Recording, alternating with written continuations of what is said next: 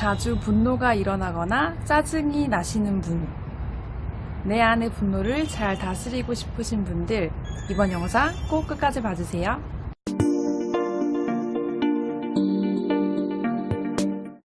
안녕하세요. 지혜충전소 지미쌤입니다. 오늘은 야외에서 촬영을 하게 되었는데요.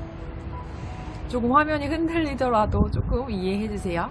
오늘은 화와 짜증이 자주 일어나는 이유와 어떻게 하면 그런 분노의 감정을 잘 다스릴 수 있을지에 대한 지혜를 나눠보려고 합니다. 이번 영상에서는 다양한 상담 기법 중에서 인지, 정서, 행동 치료라는 상담 기법에서 활용하는 방법도 알려드리려고 하는데요.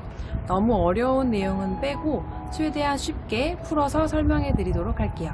오늘 소개해 드리는 방법의 원리를 잘 이해하면 꼭 짜증이나 분노뿐만 아니라 미움이나 아니면 우울이나 절망과 같은 다른 감정에도 적용할 수 있으니까요.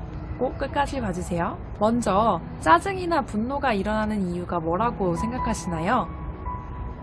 딱 한마디로 정의하자면 내 뜻대로 안 되기 때문입니다.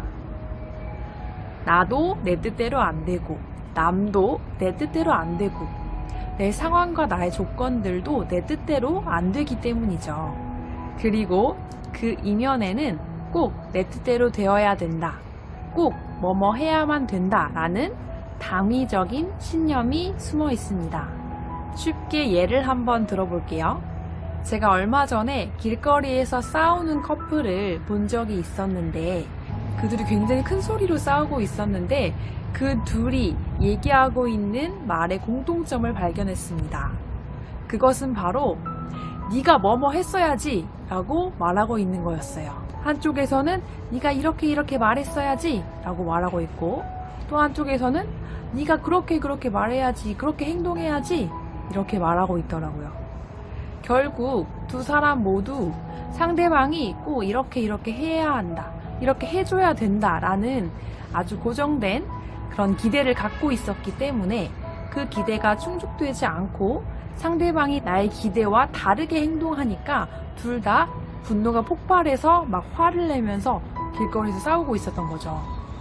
우리도 살면서 굉장히 꼭 뭐뭐 해야 된다라는 신념과 기대를 많이 갖고 살고 있습니다. 예를 들어서 친구니까 우정을 보여야 된다, 자식이니까 부모 말을 들어야 된다, 애인이니까 항상 나만 생각해야 된다 등등 아주 많죠. 어떤 타인에 대한 기대뿐만 아니라 나에 대한 기대나 상황에 대한 기대도 많아요. 내가 하는 일은 완벽해야 된다, 나는 모든 면에서 유능해야 된다, 나는 모든 사람에게 인정받아야 된다 등등이 있겠죠. 또 나의 조건이나 상황에 대한 당위적인 신념이 있을 수도 있습니다. 예를 들면 나의 방은 항상 청결해야 된다, 나의 사무실은 아늑해야 된다, 나의 교실은 항상 조용해야 된다 등등이 있겠죠. 그런데 이렇게 당위적인 기대나 신념이 많을수록 그런 기대가 충족되지 않을 때 내 안에서 분노와 짜증이 일어날 수 있는 가능성이 아주 많습니다. 그렇기 때문에 스스로 내가 평소에 화나 짜증이 많다고 생각된다면 그것은 내 안에 당위적인 신념이나 기대가 아주 많다는 증거입니다. 저는 사회생활을 하기 전에는 제가 굉장히 화라는 감정과 친하지 않는 사람이라고 생각했어요. 왜냐면 화가 날 일이 별로 없었기 때문에 그런데요. 그런데 사회생활을 하고 나니까 화가 너무 많이 일어나는 거예요. 특히 제가 처음 교사가 되고 나서 너무너무 화가 많이 나서 병원에 가야 되는 게 아닌가 할 정도로 분노가 많이 일어났던 적이 있었는데요. 나중에 명상을 통해서 돌아보니까 제 안에는 너무나 많은 기대와 신념들이 있었습니다. 예를 들어서 내 수업은 항상 완벽해야 된다, 내 교실은 항상 조용해야 된다, 나의 학생들은 항상 나의 말을 잘 들어야 된다, 이런 정말 비현실적인 기대들이 많이 있었던 거예요. 그러니까 그 기대가 충족되지 않고 내 수업이 조금이라도 약간 내 예상과 다르게 흘러가거나 나의 말을 듣지 않고 자고 있는 학생들을 보면 분노가 막 치밀었던 거죠. 이렇게 내 안에 있는 다양한 비합리적인 신념들과 기대들을 분석해보면 앞으로 내가 화를 적게 내는데 도움이 될 수 있어요. 그래서 내 안에 있는 다양한 신념과 기대들을 분석해볼 수 있는 기법을 소개해드리려고 합니다.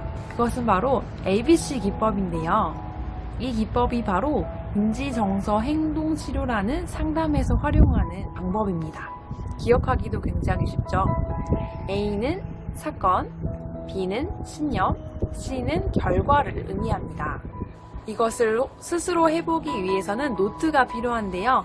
저처럼 손글씨 쓰는 걸 싫어하시는 분들 있다면 노트 말고 노트 앱이나 일기 앱처럼 앱을 활용하셔도 좋습니다.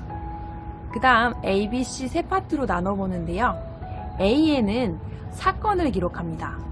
내가 최근에 가장 화가 났던 사건을 떠올려서 그 사건을 기록하는 거죠. 여기에서 중요한 점은 나의 사건을 객관적으로 기록하는 것이 좋은데요.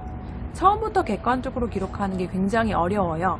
그래서 처음에는 그냥 쭉 사건들을 기록하고 나서 다시 한번 읽어본 다음에 혹시 너무 주관적인 표현이나 너무 감정적인 내용이 있다면 그 부분은 잘라내기 해서 C 파트로 옮겨주면 됩니다. 그래서 A에는 원인이 되는 사건을 기록하면 되고요.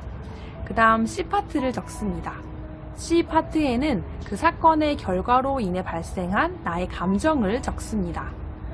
그런데 이때 단순히 짜증이 났다, 화가 났다 라고 쓰는 것보다는 좀 더 구체적으로 쓰는 게 좋습니다. 예를 들어 나는 이렇게 되길 원했는데 그것이 되지 않아서 짜증이 났다.